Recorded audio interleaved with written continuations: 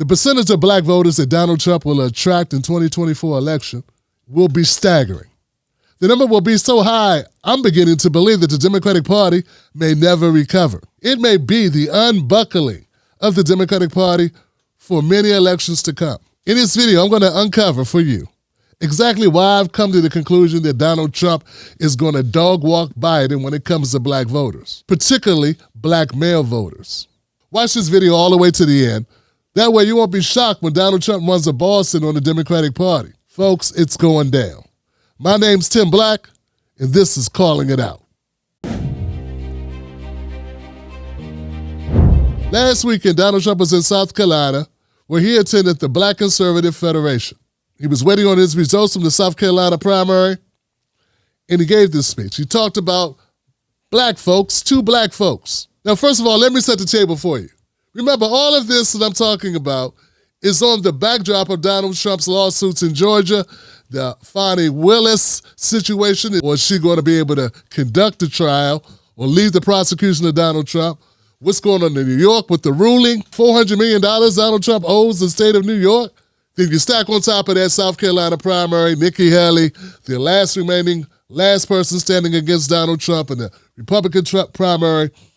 This is also on the backdrop of the new Trump high-top sneakers that he released.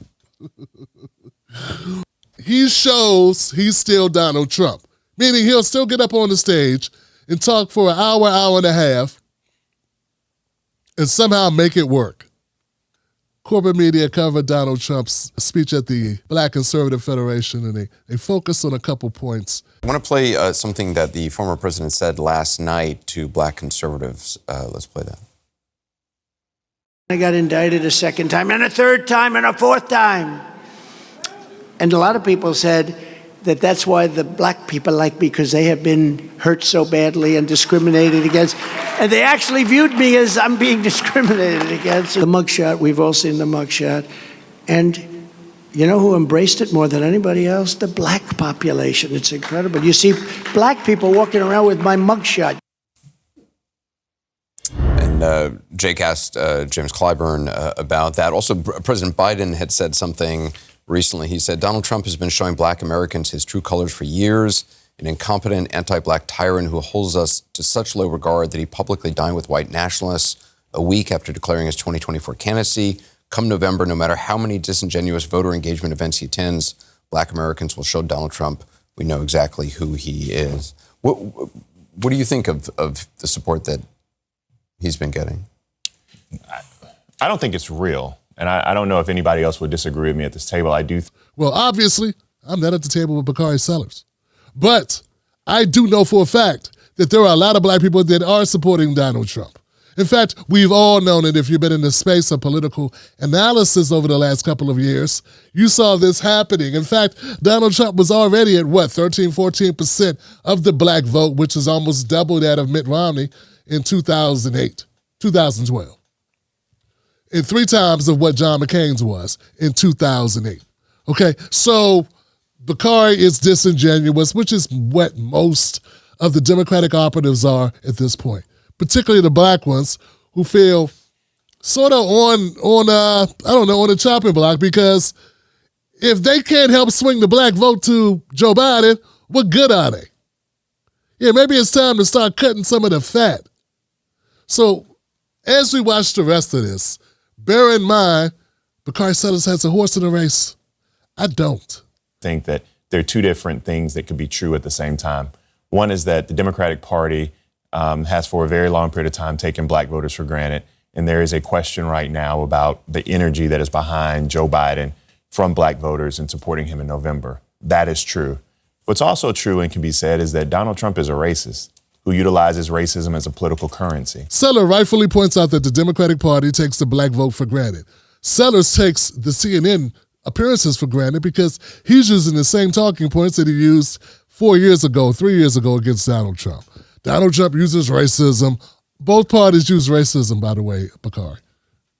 Let's just go fast forward this guy. Let's jump over to Van Jones. Maybe Van Jones will say something, at least something new. Something new besides Donald Trump racist. As if Biden isn't racist. But what explains his rise in popularity? And every poll you see, something has to account for that, right? Well, a couple things. First of all, everything that you just said is correct, which is why the vast majority of black people, male, female, every category, are going to vote against Donald Trump again. Correct. So that's the big solid rock.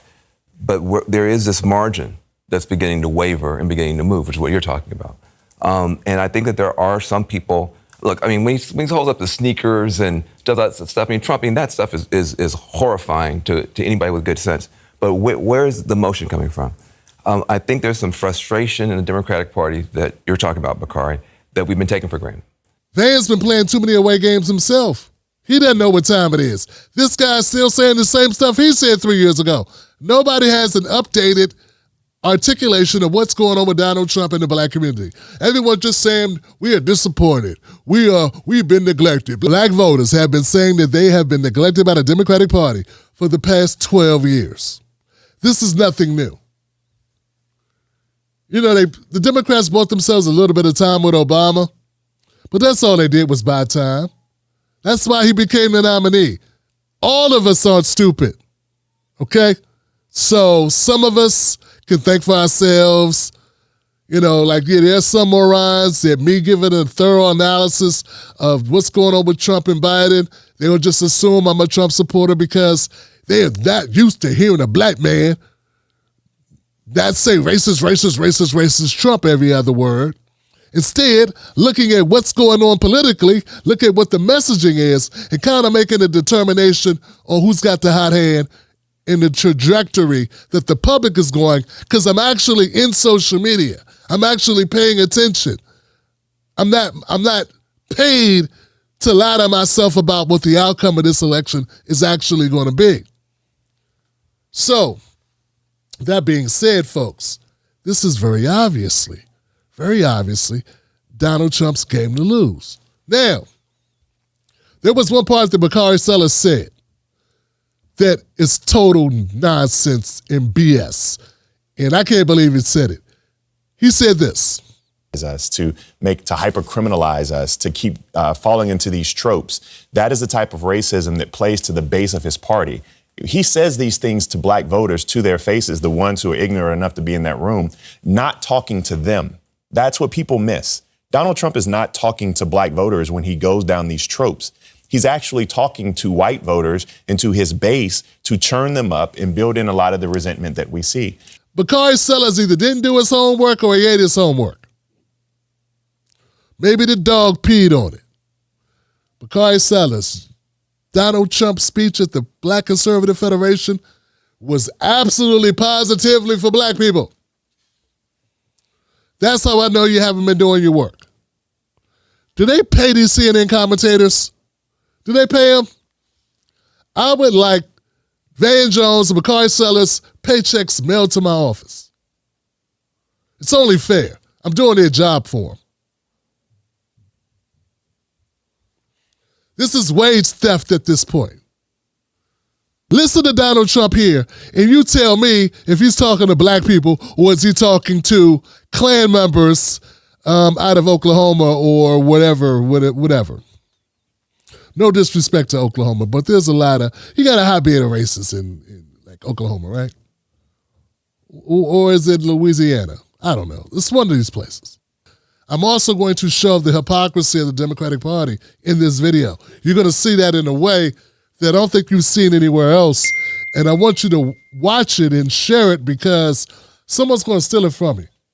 Yeah, they're going to steal this because it's gold, okay? But I got indicted for nothing, for something that is nothing. They were doing it because it's election interference. And then I got indicted a second time and a third time and a fourth time. And a lot of people said that that's why the black people like me, because they have been hurt so badly and discriminated against. And they actually viewed me as I'm being discriminated against. It's been pretty amazing. But it possibly, I don't know, maybe there's something there. But I got also sued, and a lot of it comes right out. All of it comes out of the Justice Department, or it comes out of the Democrat Party. And it's a disgrace. This is like a third world country. And I say often, Alphonse Capone. I don't know if you know who Alphonse Capone is. This was the roughest, meanest gangster in history. I've been indicted more than Alphonse Capone, Scarface. If he had dinner with you and if he didn't like the tone of your voice, he would kill you that night. You would never see your family again. You were dead. I got indicted. My parents are looking down, say, how the hell did this happen to my son? I never heard the word practically. But we're going to do something that's great for our country. We're going to make America great again for everybody, but we're going to make America great again also. And I'm not sure I can say necessarily again in this case for African Americans. We're going to make America great for all of our country, but for African Americans. And maybe we have to leave the word again out. You understand what I mean? Because maybe there is no again. We're going to make it great for you and great for everybody. And that's important. Our country's gone through hell. And in many cases, our country is in hell right now. That part right there. So they're focusing on the beginning of this. And then they cut the tape. They leave out the comparison of Donald Trump's indictments to Al Capone. Donald Trump is obviously paying attention to his audience, something that I don't hear Biden do. And gangster movies are very popular, so just to have the wherewithal, the mental EQ, the IQ, but also the EQ to kind of tap into where your audience is at and what will resonate with them. Most folks are going to know about Al Capone or know about Scarface. And they'll say, yeah, that's a good point. Donald Trump's been indicted more than actual criminals, gangsters. And I didn't find anything necessarily racist to say that there are a number of black people, and this is the part that I was talking about earlier, that shows the hypocrisy of the Democratic Party. It's not racist to say that some black people feel that the way that I have been harassed by the Department of Justice with these indictments, they may feel an affinity to me. They relate to me because they feel that they get arrested or harassed by law enforcement. They feel that they've been picked on, that they've been discriminated against. That's not a racist thing to say. Black people are discriminated against. But the difference is Donald Trump having the guts to say this. Whether it's genuine or not is different. It doesn't matter. It's a talking point. It's him calibrating his message to his audience. That's the significance of this. Also, I don't remember Democrats calling Bill Clinton racist or the people that compared Bill Clinton to black Americans as racist. Democrats used to do it all the time. When Bill Clinton was playing the saxophone, they said he was relating to black people. When Bill Clinton put his sunglasses on, played the sax with Arsenio Hall or whatever, they said, look at Bill Clinton go. When Bill Clinton had relations with Monica Lewinsky, there were comedians, famous comedians. I think it was Chris Rock.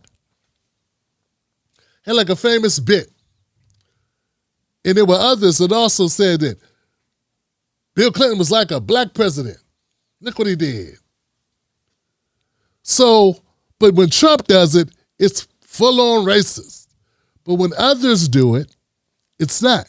See, this is an hypocrisy. A dead, on the numbers, straight-up hypocrisy of the Democratic Party. Not good. When they do it, it's fine. There's nothing to see here. It's just people just using their creativity and using words and expressing themselves and looking for similes, creating metaphors.